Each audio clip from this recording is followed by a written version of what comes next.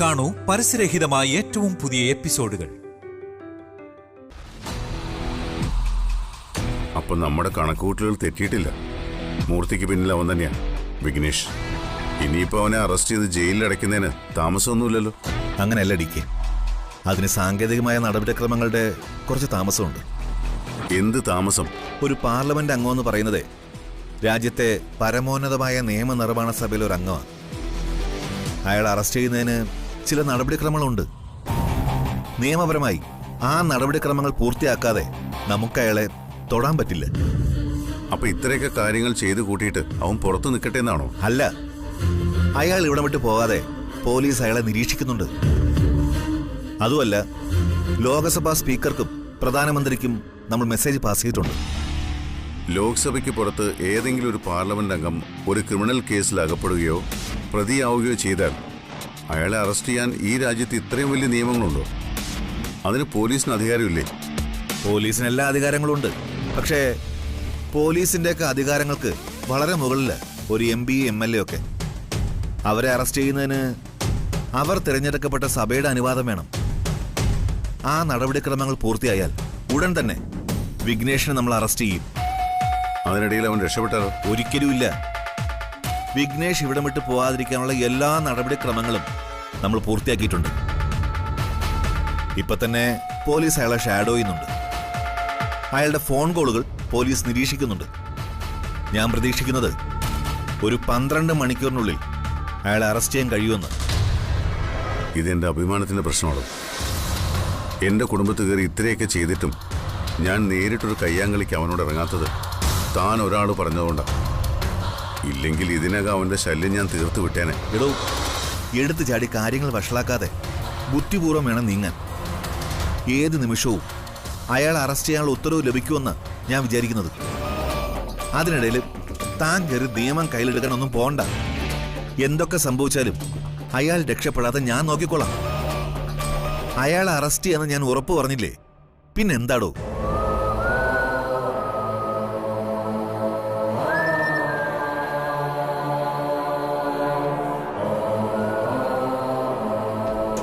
എടോ, താൻ വിഷമിക്കണ്ട.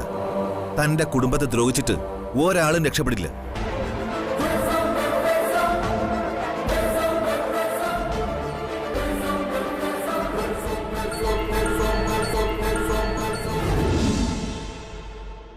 എന്താ വിഘ്നേഷ്, സുഖം തന്നെയല്ലേ? നിന്റെ ശബ്ദത്തിലെ പരിഹാസം എനിക്ക് മനസ്സിലായി DK. എന്നെ തോൽപ്പിച്ചു എന്നൊരു വിചാരം നിനക്കുണ്ടാവും. പക്ഷേ നിന്റെ മനസ്സിലെ ആഗ്രഹങ്ങളൊന്നും അതുപോലെ നടക്കാൻ പോകുന്നില്ല. എന്നെ തളയ്ക്കാൻ നിനക്കോ നിന്റെ കമ്മീഷണർക്കോ കഴിയില്ല. പരാജയപ്പെട്ടു നിൽക്കുന്ന അവസാന നിമിഷം വരെ ഒരു പോരാളിയും താൻ തോൽക്കുമെന്ന് സമ്മതിക്കില്ല. മരിക്കുമെന്ന് ഉറപ്പുള്ള അവസാന നിമിഷത്തിലും അവൻ പറയും ഞാൻ തോൽക്കില്ലെന്ന്. ആ ഒരു വീമ്പുറച്ചിൽ മാത്രമേ ഇപ്പൊ നിന്നിൽ ഞാൻ കാണുന്നുള്ളൂ. നീ രക്ഷപ്പെടാൻ ശ്രമിക്കേണ്ട വിഘ്നേഷേ.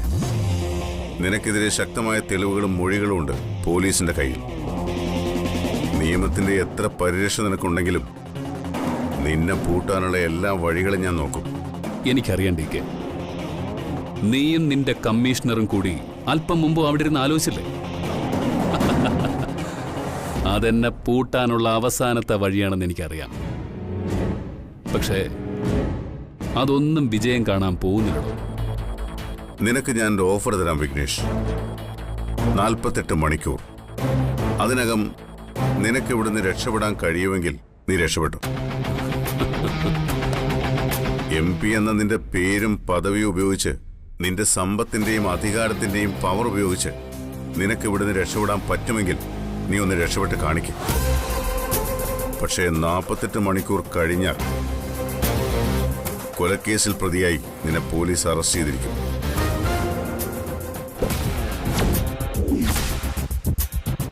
മൂർത്തിയെ കൈ കിട്ടിയെന്ന് കരുതി ഒരുപാടങ്ങ് തിളക്കണ്ടെന്ന് നീ നിന്റെ കമ്മീഷണറോട് പറഞ്ഞേക്ക്. മൂർത്തി പറഞ്ഞതൊക്കെ പോലീസ് അയാളെ കൊണ്ട് ഭീഷണിപ്പെടുത്തി പറയിപ്പിച്ചതാണെന്ന് കോടതിയിൽ തെളിയിക്കാൻ എനിക്ക് എളുപ്പത്തിൽ സാധിക്കും. DK, ഒരു കാര്യം കൂടി നീ മനസ്സിൽ കുറിച്ചിട്ടോ. എന്നെ ഈ കേസിൽ പ്രതിയാക്കി നീയും നിന്റെ കമ്മീഷണറും കൂടി ജയിലിൽ അടച്ചാൽ അവിടെ തുടങ്ങും DK നിന്റെ അമരാവതി വീടിന്റെ തകർച്ച. ഇതുവരെ നീ കണ്ടതൊക്കെ സാമ്പിൾ വെടിക്കെട്ട് മാത്രമാണ്. എല്ലാം നശിപ്പിക്കാൻ ഇറങ്ങി പുറപ്പെട്ടാ പിന്നെ ഈ വിഘ്നേഷിനെ തടയാൻ നിനക്കെന്നല്ല ആർക്കും കഴിയില്ല. എന്താടാ നീ ചിരിച്ചത്? ഭീരുക്കളാണ് ഇതുപോലെ വെല്ലുവിളിക്കുന്നത്. എന്തായാലും നിന്റെ വെല്ലുവിളി ഞാനങ്ങ് ഏറ്റെടുക്കും. ഒരു കാര്യം കൂടി നീ കുറിച്ചു വെച്ചോ വിഘ്നേഷ്. ഈ കേസിൽ നിന്ന് രക്ഷപ്പെട്ട് നീ എത്ര ഉയരത്തിൽ പറന്നു പൊങ്ങിയാലും നിന്റെ ചിറകിന് കുരുക്കിട്ട് ഈ ഭൂമിയിൽ ഇറക്കിയിരിക്കും ഞാൻ. പിന്നെ ഉയർന്ന് പറക്കാൻ പോയിട്ട് ഒന്ന് പറക്കണമെന്ന് വിചാരിക്കാൻ പോലും നിനക്ക് കഴിയില്ല. അതിനു മുമ്പേ കൊത്തി അരിയും നിന്റെ ചിറകുകൾ. എന്റെ കുടുംബത്തോടും ഹരിപ്രിയോടും നീ ചെയ്തതൊക്കെ മനസ്സിൽ എണ്ണി എണ്ണി കണക്കെഴുതി വെച്ചിട്ടുണ്ട് ഞാൻ. ജയിലിലേക്ക് പോകും മുമ്പ് അതെല്ലാം ഞാൻ നിനക്ക് തിരിച്ചു തന്നിട്ടേ വിടൂ. എങ്കിൽ പിന്നെ നിന്റെ ആ ഭീഷണി ഒന്ന് നേരിട്ടിട്ടേ വിഘ്നേഷ് തിരിച്ചു പോകുന്നുള്ളൂ. ഞാനോ നീയോ രണ്ടിലാര് ജയിക്കുമെന്ന് കണ്ടിട്ട് ഈ യുദ്ധം തീരൂ. എടാ DK, മറ്റാരും അറിയാതെ നീ ഒളിച്ചു വെച്ചിരിക്കുന്ന ഒരുപാട് രഹസ്യങ്ങളുണ്ടെന്ന് എനിക്കറിയാം. അതൊക്കെ വാരി വലിച്ച് ഞാൻ പുറത്തിടും. ഇപ്പോഴേ നീ അനുഭവിക്കുന്ന സമാധാനമുണ്ടല്ലോ, അത് മുഴുവൻ ഇല്ലാതെയാവും. ഇത് ഈ വിഘ്നേഷിന്റെ വാക്ക. കഴിയുമെങ്കിൽ നീ എന്നെ ഒന്ന് ജയിലിലാക്കാൻ നോക്കടാ. അപ്പ കാണാം കളി. കാണാം. അതിനുവേണ്ടി തന്നെയാ ഞാൻ കാത്തിരിക്കുന്നത്. തൽക്കാലം നിന്റെ വീടിന് പുറത്ത് പോലീസ് ജീപ്പ് വന്ന് നിൽക്കുന്നത് ഓർത്ത് നോക്ക് നീ.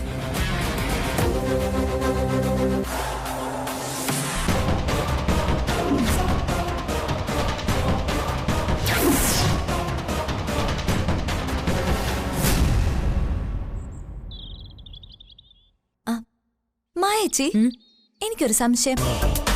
നിനക്കല്ലെങ്കിലും സംശയം തീർന്ന് നേരമില്ലല്ലോ. ചോദിക്ക്, എന്താ നിന്റെ സംശയം? എന്തെങ്കിലും മണ്ടത്തരങ്ങളാവും. ഞാൻ അങ്ങനെ മണ്ടത്തരങ്ങളൊന്നും ചോദിക്കാറില്ല. ഓ ദേ, എന്നെ പുച്ഛിച്ചാലും എന്റെ ഐഡിയ പുച്ഛിക്കരുത് കേട്ടോ. എന്റെ താരെ, ഇനി അതിൽ സംസാരിച്ച് വലിച്ചു നീട്ടണ്ട. നീ കാര്യം പറ. ഈ ഹരിപ്രിയ ശരിക്കും ആളെങ്ങനെയാ? അവളെ കുറിച്ച് എന്തെങ്കിലും ഇവിടെ ആർക്കെങ്കിലും അറിയോ? എന്താ നീ ഇപ്പൊ അങ്ങനെ ചോദിക്കാൻ? അവരെ പറ്റി എന്താ അറിയാനാ? സുപ്രിയന്റെ അനിയത്തി, അതല്ലാതെ വേറെ എന്താ ഉള്ളത്? സുപ്രിയന്റെ അനിയത്തിയൊക്കെ തന്നെ. പക്ഷെ അവളും ജ്യോതിയും തമ്മിലുള്ള ഇടപാടിൽ എനിക്കെന്തോ ചില സംശയങ്ങളൊക്കെ തോന്നുന്നുണ്ട്. എന്ത് സംശയം? ദേ താരേച്ചി, വെറുതെ ആവശ്യമില്ലാത്തൊന്നും പറഞ്ഞേക്കല്ലേ. അതിനെ ആരെങ്കിലും കേട്ടിട്ട് വേണം അതിന്റെ പേരിൽ ഇവിടെ കോലാഹലം ഉണ്ടാവാൻ. അല്ല, താര ചോദിച്ചതിലും കാര്യമില്ലാതില്ല.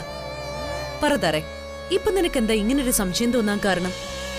അതെ മായച്ചി, ഏത് നിമിഷവും ആ ജ്യോതി ഹരിപ്രിയയുടെ റൂമിൽ തന്നെയാ. ഇപ്പൊ ആണെങ്കിൽ ആ കമലേച്ചിയെ ബാംഗ്ലൂരേക്ക് തിരികെ പറഞ്ഞും വിട്ടു. അവളുടെ കാര്യങ്ങളെല്ലാം സ്വന്തം കാര്യങ്ങൾ പോലെ ഏറ്റെടുത്ത് നടത്തുന്ന ജ്യോതിയാ. അതെന്തിനാന്ന് എനിക്ക് മനസ്സിലാവാത്തത്. ഇപ്പൊ നിങ്ങൾക്കൊരു സംശയം തോന്നിയില്ലേ? ദേ, നിങ്ങളുടെ മുഖത്ത് ഇപ്പൊ തോന്നുന്ന ഈ ഒരു കൺഫ്യൂഷൻ തന്നെയാ കുറച്ച് ദിവസങ്ങളായിട്ട് എന്റെ മനസ്സിലും തോന്നുന്നത്. ഹരിപ്രിയയും ജ്യോതിയും തമ്മിൽ എന്തായിരിക്കും ഇത്ര അടുപ്പം? അതിന്റെ പിന്നിൽ എന്തോ ഒരു രഹസ്യം ഉണ്ടെന്നാ എനിക്ക് തോന്നുന്നത്. എന്ത് രഹസ്യം? അതെന്താണെന്ന് പറയാൻ എനിക്കറിയില്ല. കണ്ടുപിടിക്കണം. എന്നാ പിന്നെ നീ കണ്ടുപിടിക്ക്. നീയല്ലേ ഇവിടുത്തെ ചാര വനിത. ചാരിയാലും ഇല്ലെങ്കിലും പറയാനുള്ളത് ഞാൻ പറയും. എപ്പോ നോക്കിയാലും രണ്ടും കൂടെ കുശൂശാന്ന് എന്തൊക്കെയോ പറയും. നമ്മൾ അടുത്ത് ചെല്ലുമ്പോ സംസാരം നിർത്തും, എന്നിട്ട് വിഷയം മാറ്റും. നമുക്കിത് മനസ്സിലാവേ. എന്നാലും അവര് തമ്മിൽ എന്തൊക്കെയോ ഇടപാടുകളുണ്ട്. അവൾ ഇങ്ങോട്ട് വന്നത് വെറുതെ ഒന്നല്ലെന്നാ എനിക്ക് തോന്നുന്നത്. നീ പറഞ്ഞത് ശരിയാ താരെ. ഇന്നലെ ഞാൻ ആ മുറിയിൽ ചെല്ലുമ്പോഴും അവരെന്തോ സംസാരിക്കുകയായിരുന്നു. എന്നെ കണ്ടപ്പോ അവർ സംസാരം നിർത്തുകയും ചെയ്തു.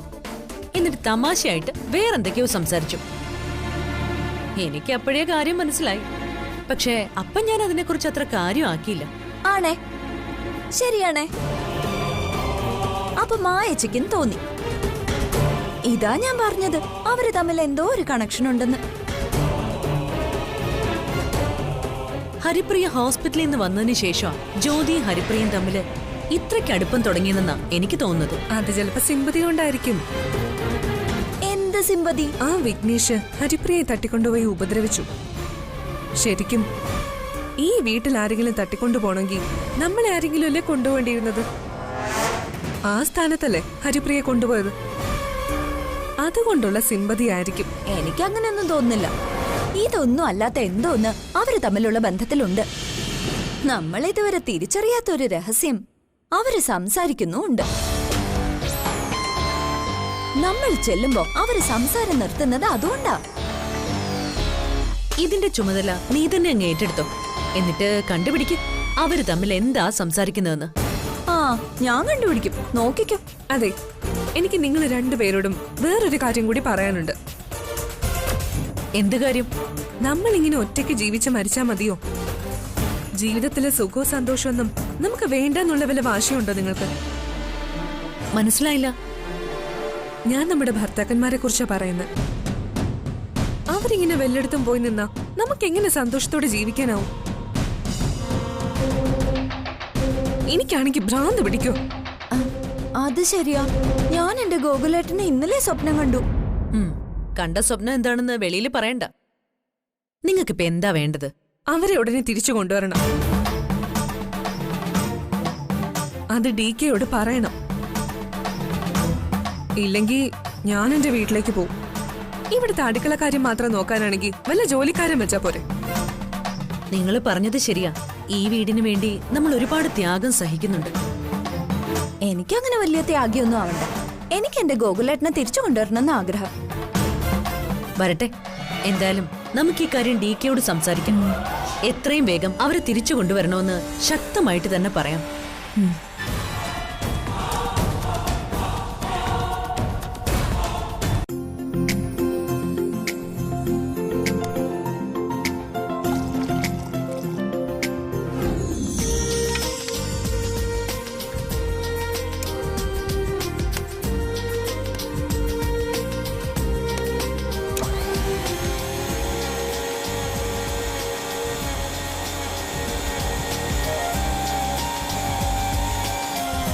ഇതാർക്കാ ഈ ജ്യൂസ്?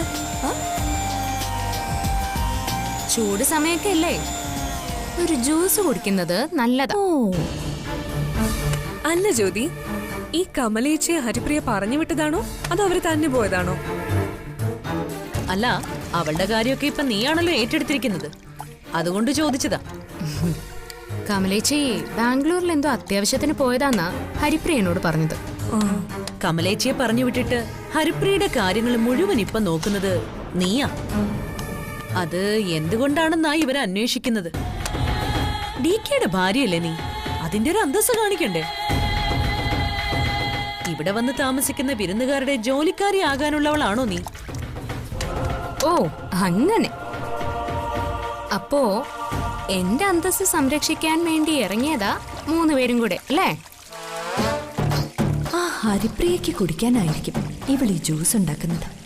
ഇതിനകത്ത് കുറച്ച് ഉപ്പ് എടുത്തിട്ടാലോ?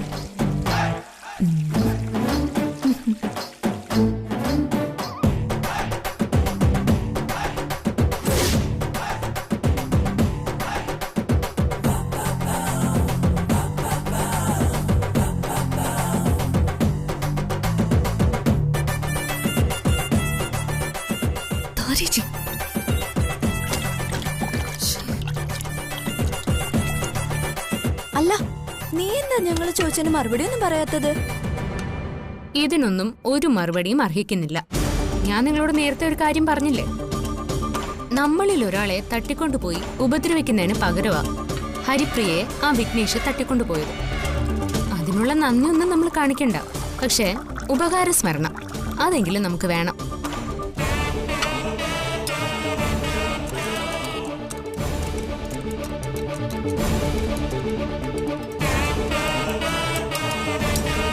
അങ്ങനെ ഉദ്ദിഷ്ടകാര്യത്തിന് ഉപകാരസ്മരണ ചെയ്യാൻ ഹരിപ്രിയയ്ക്ക് വേണ്ടി നീ എന്താ ചെയ്തു കൊടുത്തിട്ടുള്ളത്? ഹരിപ്രിയ നീ എന്തിനാ ഇങ്ങനെ പിന്നാലെ നടന്നു നോക്കുന്നത്? അവൾക്ക് സ്വയം അവളുടെ കാര്യങ്ങൾ നോക്കാൻ അറിയില്ലേ? വയ്യാത്തൊരാൾക്ക് എന്തെങ്കിലും ഒരു സഹായം ചെയ്തു കൊടുക്കുന്നതുകൊണ്ട് എന്താ ഇപ്പൊ തെറ്റ്? ഹരിപ്രിയ ഈ വീട്ടിലെ അതിഥിയ, സുപ്രിയയുടെ അനിയത്തിയോ. ആ വിഘ്നേശ്വര തട്ടിക്കൊണ്ടുപോയി നല്ലതുപോലെ ഉപദ്രവിച്ചു. ജീവനോടെ രക്ഷിക്കാൻ പറ്റിയത് തന്നെ ഭാഗ്യ. അപ്പൊ പിന്നെ അവക്ക് വയ്യാതിരിക്കുമ്പോ അവളെ സംരക്ഷിക്കേണ്ട കടമ നമുക്കില്ലേ? സത്യത്തിൽ ഈ ജോലികളൊക്കെ ചെയ്യേണ്ടത് നിങ്ങളാ. ഞങ്ങളോ? ആ, പിന്നെ ഞങ്ങളിപ്പോ ചെയ്യും. നിങ്ങൾ ചെയ്യില്ല, അതുകൊണ്ടാ ഞാനീ ചെയ്യുന്നത്. അതെ, 3 പേരോടും കൂടി ഞാനൊരു കാര്യം പറഞ്ഞേക്കാം. നിങ്ങൾക്ക് ചെയ്യാൻ വയ്യെങ്കിൽ നിങ്ങളൊന്നും ചെയ്യാൻ നിൽക്കണ്ട. പക്ഷെ എന്തെങ്കിലും ചെയ്യുന്നവരെ കൂടി ഇങ്ങനെ അധിക്ഷേപിക്കാൻ നിൽക്കല്ലോ. ഇതത്ര നല്ലതൊന്നും അല്ല കേട്ടോ മാരുമക്കളെ. ആറ് കൊണ്ടുപോയി കൊടുക്കട്ടെ, നല്ല രുചിയായിരിക്കും കുടിക്കാൻ. ദേ താരേച്ചി, അത് വേണ്ടായിരുന്നു. ഇത് ചിലപ്പോ വലിയ പ്രശ്നമാവേ. എന്ത് പ്രശ്നം? ഒരു പ്രശ്നമില്ല. ഇനി അഥവാ എന്തെങ്കിലും പ്രശ്നം വന്നാൽ തന്നെ ഞാൻ നോക്കിക്കോളാം. അതെ, ഈ ജ്യൂസ് നമ്മളാണോ ഹരിപ്രിയക്ക് കൊണ്ടുകൊടുക്കുന്നത്? അല്ലല്ലോ, ജ്യോതിയല്ലേ. അപ്പൊ ഈ ജ്യൂസിൽ ഉപ്പിട്ടത് ജ്യോതിയാന്ന് ഹരിപ്രിയ കരുതിക്കോളും. അവര് തമ്മിലൊരു വഴക്കുണ്ടാവാനും അതുവഴി ശത്രുക്കളായി മാറാനും ഇതുപോരെ? നിന്റെ ബുദ്ധി കൊള്ളാം. പക്ഷേ ഈ തല വെളി കാണിക്കരുത്. വെളുക്കാൻ തേച്ചത് പാണ്ടായി എന്ന് പറയുന്നത് പോലെ ഇത് തിരിഞ്ഞ് ബൂമറാങ് ആയിട്ട് നമ്മുടെ നെഞ്ചത്ത് തന്നെ തിരിച്ചു വന്ന് കേറാതിരുന്നാ മതി.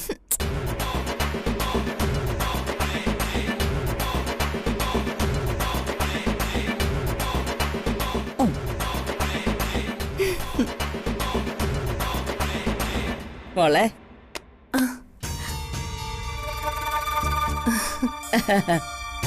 ഇരിക്കും മോളെ. What I do? നീ ഇവിടെ വന്നപ്പോഴേ നിന്നോട് കുറച്ച് ഇംഗ്ലീഷ് സംസാരിക്കണമെന്നാ ഞാൻ വിചാരിച്ചേ. പക്ഷേ നീ പറയുന്ന മുഴുവൻ മലയാളമാ. What I do my beti? ഇടയ്ക്കിടയ്ക്ക് you talk English, I reply Malayalam.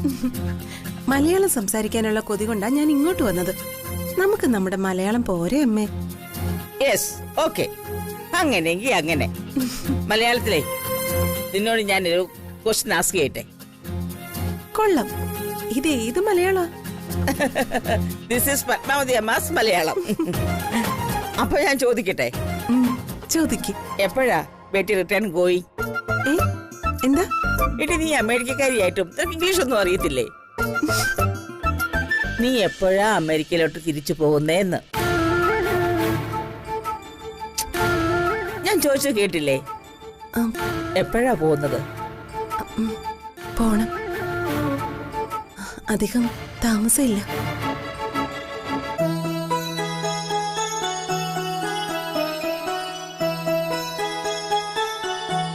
അമ്മയ്ക്ക് ഹരിപ്രിയ പറഞ്ഞു വിടാൻ എന്താ എത്ര തിടുക്കം? ഹരിപ്രിയ കുറച്ചുനാളുകൂടി ഇവിടെ നിക്കണമെന്നാ എന്റെ ആഗ്രഹം. നീയും കാലും അറിയോ? അതിന് ഞാനെപ്പോഴാ ഹരിപ്രിയ പോണെന്ന് പറഞ്ഞ? ഇനി ഹരിപ്രിയ ഇവിടെ നിന്ന് പോയില്ലെങ്കിലും എനിക്കൊരു കുഴപ്പമില്ല. ഈ ജ്യൂസ് കുടിക്കും മോളെ. അത് ശരി, എന്നാ പിന്നെ നീ പോണ്ട മോളെ. ഇനി നിങ്ങളായി നിങ്ങളുടെ പാടായി. ഞാൻ പോവാ.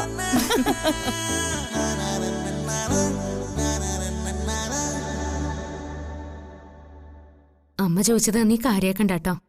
ഹരിപ്രിയെ പോലെ എല്ലാവർക്കും പേടിയല്ലേ? അപ്പൊ പിന്നെ ഞാൻ സുപ്രിയയാണെന്ന് അറിഞ്ഞാലോ? എന്നാ പിന്നെ നിന്നെ ആദ്യം ഞാൻ കൊല്ലും. ഈശ്വര, നീ ആള് കൊള്ളാലോടി. ഈ ജ്യൂസൊക്കെ ഞാൻ എങ്ങനെ വിശ്വസിച്ച് കുടിക്കും? ആ പേടി വേണം എപ്പോഴും. തൽക്കാലം ഇത് കുടിക്കാം. എന്താ എന്താ എന്തൊരു ഉപ്പാ ഇത്? ഉപ്പോ?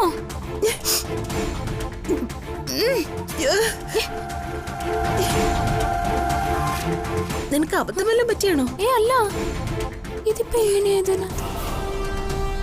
ഓ, ഇതേ അവളുമാരുടെ പണിയായിരിക്കും. ഇപ്പൊ ശരിയാക്കി കൊടുക്കുന്നുണ്ട്.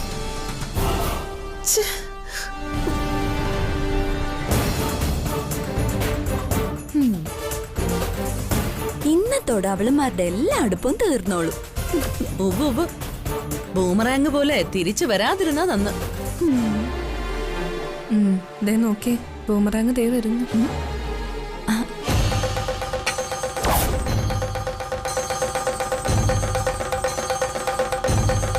ആരെ ഈ അഹങ്കാരം കാണിച്ചേ? അഹങ്കാരോ? എന്താ അഹങ്കാരം? എന്റെ മുമ്പിൽ വേലയിറക്കല്ലേ? എന്ത് മര്യാദകേട് നിങ്ങൾ ഈ കാണിച്ചു വെച്ചിരിക്കുന്നേ? ഞങ്ങൾ എന്ത് കാണിച്ചെന്നാ നീ പറയുന്നേ? ഒന്നും കാണിച്ചില്ലേ? ഇല്ല. എന്നാ പിന്നെ ഈ ജ്യൂസ് നീ ഒന്ന് കുടിച്ചു നോക്കി. കുടിക്കണേ കൊണ്ട്. എനിക്ക് ജ്യൂസ് വേണ്ട, ഞാൻ ജ്യൂസ് കുടിക്കാറില്ല. എന്നാ പിന്നെ നീ കുടിക്ക്. കുടിക്ക. ഞാനിപ്പോ ആഹാരം കഴിക്കാൻ പോവല്ലേ, ഇപ്പൊ ജ്യൂസ് കുടിച്ചാ ശരിയാവത്തില്ല. എന്നാ പിന്നെ ഇത് കുടിച്ചിട്ട് നീ പറ ഇതിനകത്ത് എന്താ ഉള്ളേന്ന്. കുടിക്കടി. എടി കുടിക്കാൻ. അത് പിന്നെ എനിക്ക് വേണ്ട. മിണ്ടി പോരുത് നീ. ഇത് കുടിച്ചിട്ട് നീ പറയണം ഇതിനകത്ത് എന്താ ഉള്ളേന്ന്. കുടിക്കടി.